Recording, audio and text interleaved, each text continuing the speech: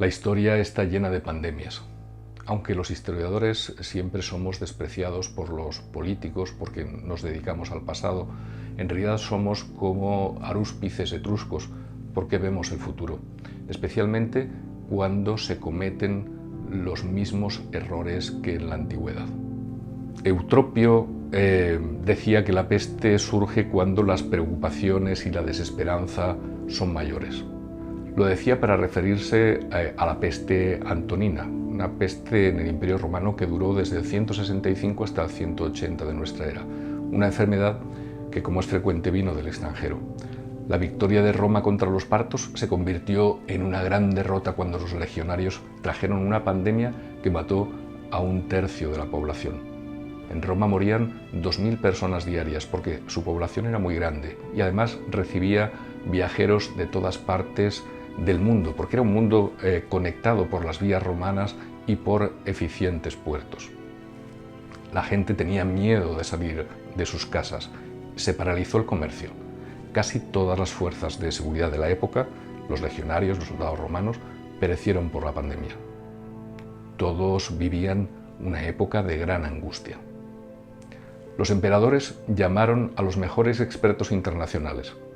En aquella época era un griego llamado Galeno, que vivió largo tiempo el duro trance de la epidemia, según su propio testimonio, pero no pudo evitar la muerte del propio emperador, del coemperador Lucio Vero, que huyó de Aquilea cuando estaba ya infectado. Seguro que habría tenido más oportunidades de sobrevivir con los cuidados médicos de Galeno que huyendo de la enfermedad que ya llevaba consigo. La huida a lo loco, aunque sea solo de un fin de semana, es una grave irresponsabilidad. Lo era en aquel tiempo y lo es ahora también. Para tiempos de pandemia, que son épocas de irresponsabilidades y de bulos, Marco Aurelio, que gobernó solo sin Lucio Vero, su hermano adoptivo, tenía una propuesta. No lo hagas si no es conveniente, no lo digas si no es verdad. Vemos consternados como el mundo está lleno de idiotas e incluso algunos gobiernan grandes países. Marco Aurelio decía que la destrucción de la inteligencia es una peste mucho mayor que cualquier infección. Marco Aurelio fue el gobernante más honrado y coherente de la historia de Roma. Ojalá tuviésemos a alguien como él en el gobierno o en la oposición.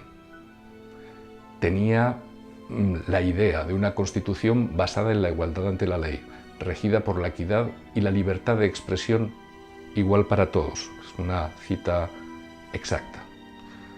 Como la gente de aquel tiempo no conocía soluciones médicas, recurrió a la magia y a los milagros. Muchos escribían en salmos en los dinteles de sus puertas como si los virus supiesen leer, pero con esa falsa esperanza de seguridad perecían. Se agotó el tesoro público, porque los gastos eran enormes, los gastos médicos, y el emperador Marco Aurelio hizo lo que hacen los políticos que merecen serlo. Subastó sus bienes personales durante 2 meses.